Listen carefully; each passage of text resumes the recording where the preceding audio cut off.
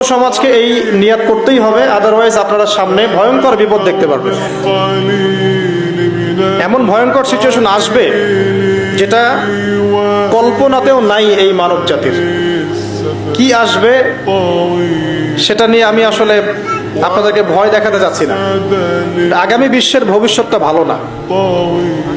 আমাদের জীবনের সবচাইতে গুরুত্বপূর্ণ বিষয়টার নাম হচ্ছে সময়, যে বিষয়ে বর্তমান জেনারেশনের খুব একটা মাথা ব্যথা কাজ করে না।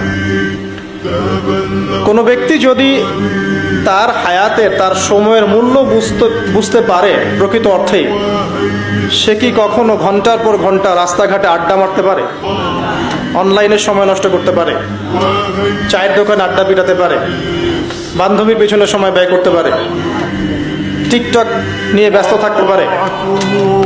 সময়ের মূল্য যে ব্যক্তি বোঝে সে কি কখনো এই কাজগুলো করতে পারে? আল্লাহ পাক সবার আগে এখানে আমাকে বলছেন বলে আসরি, সময়ের কসম, অর্থাৎ সময় আপনার আমার জীবনে অত্যন্ত গুরুত্বপূর্ণ এবং এই সময়টা লিমিটেড। আল্লাহ পাক একটা লিমিটেড টাইম দিয়েছেন আমাদেরকে। এই টাইমটা বাড়বেও না কমবেও না, হয়তোবা বরকত হতে পারে বা বরকত কমে যেতে পারে। হায়াত যেটা আল্লাহ পাক দিয়েছেন এটা কিন্তু বাড়ে না কমে না, বরং এর মধ্যে হয় বরকত হয় অথবা বরকত কমে যায়। যখন মানুষ পাপে লিপ্ত থাকে, কন্টিনিউয়াসলি পাপ করতে থাকে, তার হায়াতের বরকত কমে যায়। আর যখন মানুষ কন্টিনিউয়াসলি নেক কাজ করতে থাকে, ভালো কাজ করতে থাকে, তার হায়াতের মধ্যে বরকত হয়।